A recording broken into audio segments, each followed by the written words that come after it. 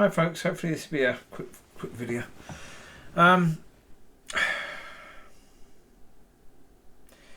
What just came to mind is something that was very much on my mind for years. There's going to be a lot of people who will, when everything is done and finished, will be looking at what could have been. Because they won't be ready.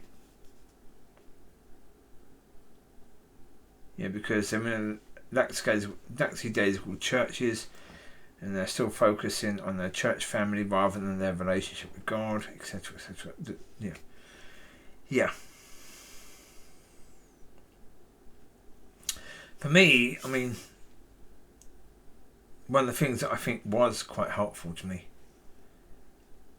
is that was always a fear for me. Because over 20 years ago, God said, "This is not your time."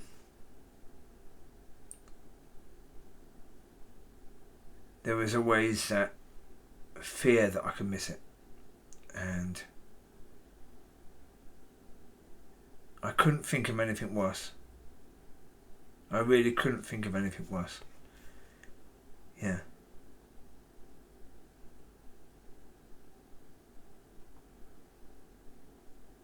Because I've shared before that there will be churchgoers.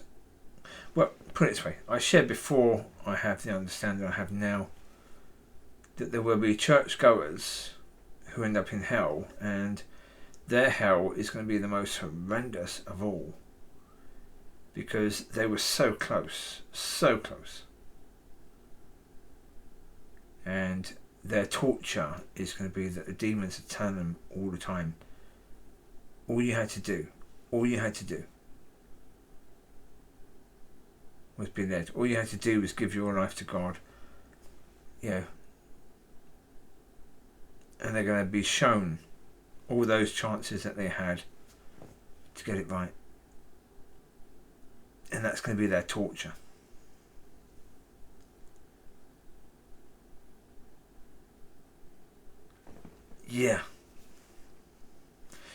The thing of it is that people have no fear. I mean, at the moment, there is no fear of God in the church at all. So I said in the last one about consequences and about God may bring extreme consequences as a way to teach people. Because at the moment, there is no fear of God whatsoever in the church. None at all. During a meeting where someone who you believe God has called to the church, you can shout out while that person is speaking, while that person is coming to the most important thing. It doesn't matter. There's no consequences to your behaviour at all. When there's no fear of God and no fear of consequences at all, the church is dead. Dead. Again, talking about one of the reasons why the church is in the state it's in, the lack of fear for God. I mean, it's not about fearing God. It's about fearing the consequences of having one foot in one system, one foot in the other. It's the consequences of missing it, of not being ready. As I say, that was a very strong fear for me over the years. A very strong fear for me over those years.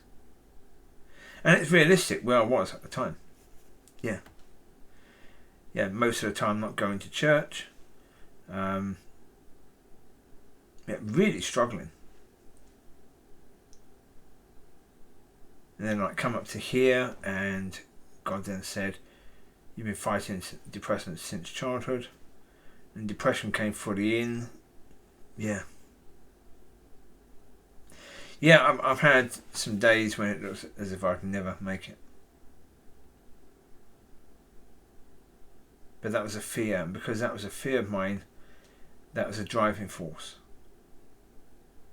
to cling on even when it looked as if it would never be, and to ask the questions and to never settle for, because I understood the danger of settling. That when you settle, it means you stop striving when you settle. And I've seen so many people in church who've settled.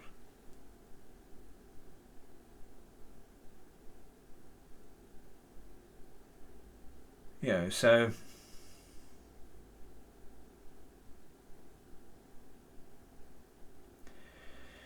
as I've said, I can't say exactly what's going to happen.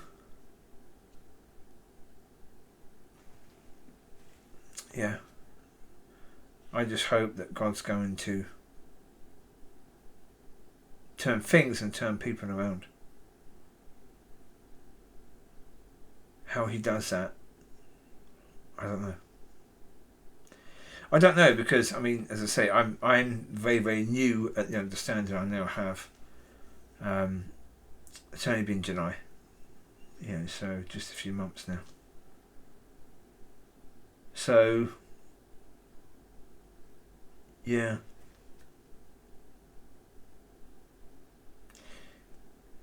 by the time God's done the things, I will then be at a point of understanding what God has available to him to do that.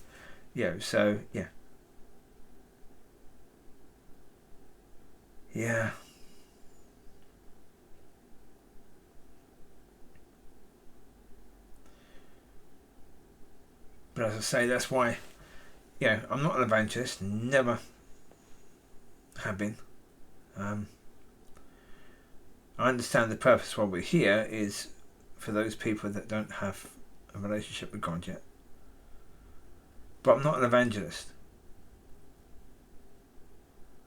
I'm not a pastor.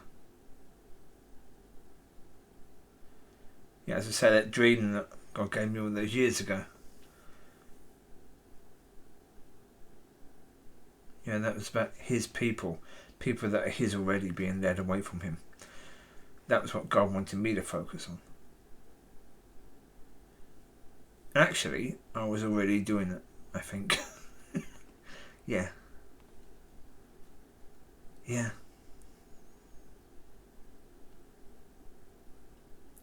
But have I done that perfectly over the years? No. And that's why, as I say, it's not about judging other people and saying, you should be doing better. I've said many, many times that if we had looked at where we should be based upon where things were in the 20s, 30s, if we'd seen the natural progression, we should be in a far, far better place now than what we are. That is true.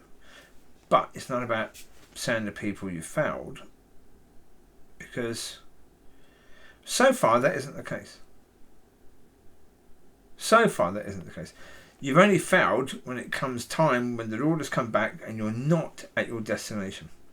That's when you failed. Or if you die and you're not at your destination.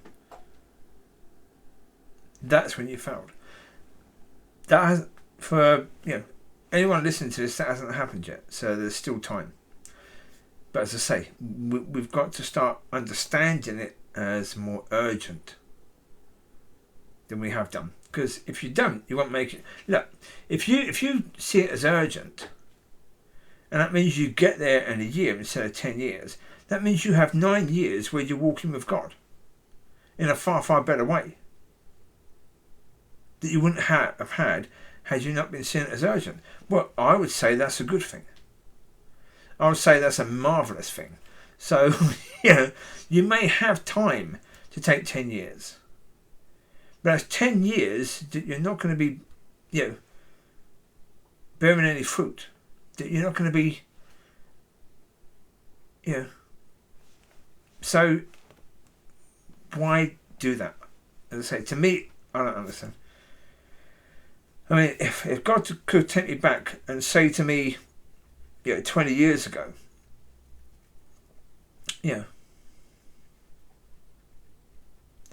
give me 10 years of your life and you can have that understanding now, I'd do that. Absolutely, I'd do that. Well, if God said you've got to go through something absolutely awful, but then straight after I'm going to give you this understanding and this knowledge where you're going to be able to walk as a son, etc., etc., etc. Would I take that? Yeah.